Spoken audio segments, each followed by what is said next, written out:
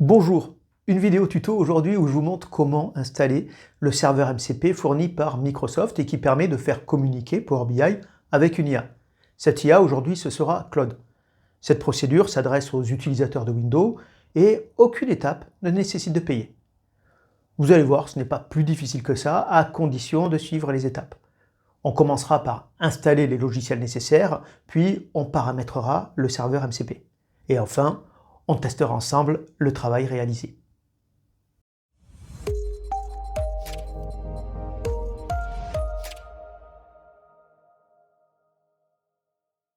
Allez, on commence par l'installation des logiciels. On va installer Power BI Desktop, VS Code et Cloud Desktop. Tous les liens sont en description de ma vidéo YouTube. Allez, on va commencer par Power BI Desktop. Pour ça, je vais dans Google, je tape Power BI Download, je vois le premier lien Microsoft, j'y clique dessus et j'atterris dans cette page de téléchargement. Il n'y a pas de piège, on télécharge, on installe. Ok, maintenant on va passer à VS Code. VS Code, vous allez à cette URL. Rendez-vous à cette URL. Pareil, vous téléchargez, vous installez, juste vous prenez l'option Add to Pass durant la procédure d'installation.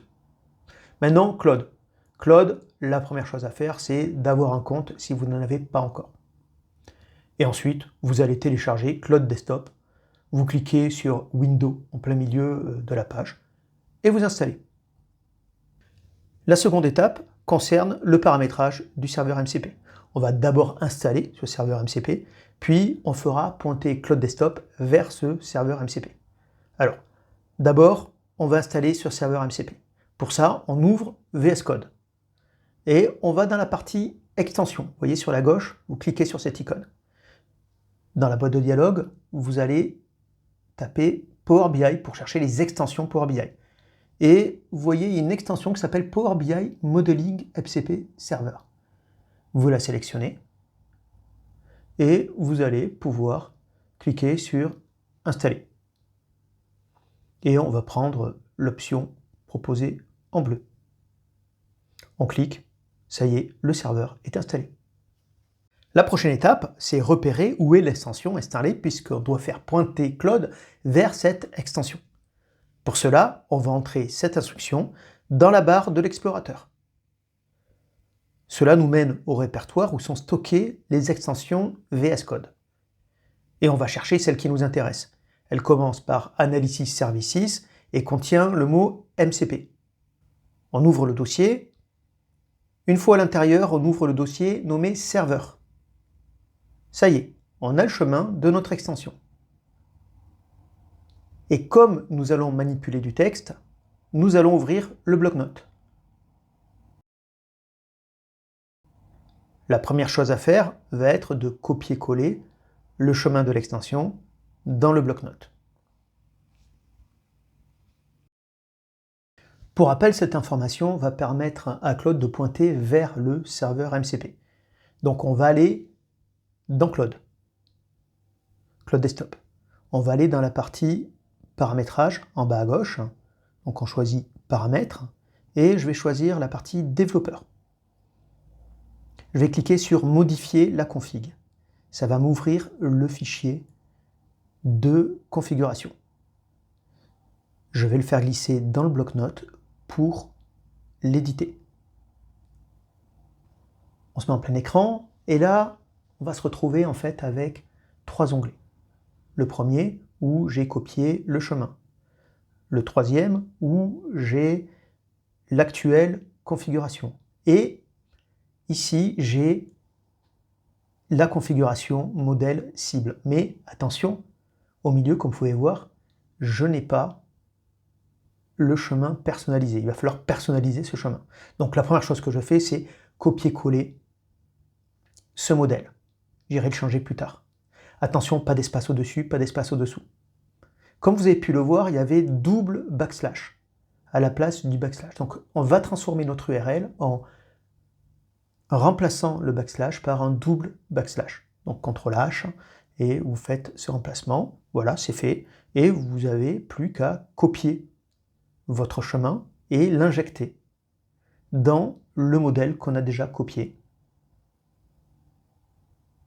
c'est fait, vous sortez, vous enregistrez.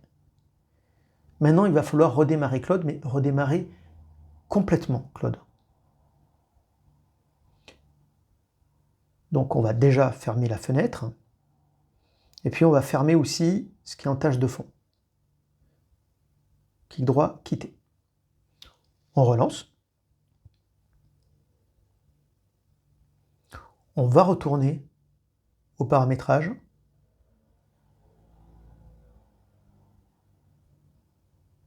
Dans l'espace développeur, et là, je peux voir que le serveur MCP, il a le statut running, donc c'est parfait. Tout fonctionne. Dernière étape maintenant, en fait, c'est le test de fonctionnement. Pour tester, ce que je vous suggère, c'est d'aller télécharger un exemple fourni par Microsoft. Vous allez à cette URL, vous cliquez à droite sur télécharger, et vous ouvrez le fichier. Le fichier s'ouvre, oui, il faut accepter la mise à niveau, et on va un peu voir ce qu'il y a dans ce fichier. La première chose, c'est d'aller voir la vue modèle. Oui, il faut faire afficher la table Sales qui était masquée, qui est la table de fait. Justement, comme c'est la table de fait, on va regarder ce qu'il y a dans cette table. Oui, alors il y a de la grosse margin, il y a des ventes et il y a des périodes. Ok.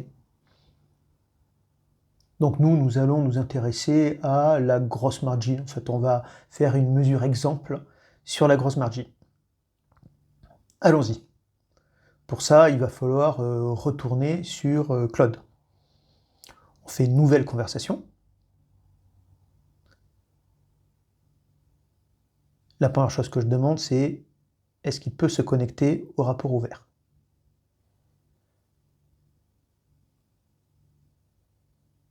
C'est OK, et du coup, je lui demande de créer ma mesure sur la grosse margin en juillet. C'est à lui d'interpréter ce qu'est juillet. Il me dit qu'il a créé la mesure. La formule me semble correcte. On va aller voir ça, on va copier le nom de la mesure. On retourne dans Power BI et on va voir si elle est créée. Oui, elle est créée et la formule semble correcte. Juillet a bien été interprété. Bon, mais maintenant, c'est à vous de jouer et de voir comment vous voulez continuer votre chemin avec le MCP. À bientôt.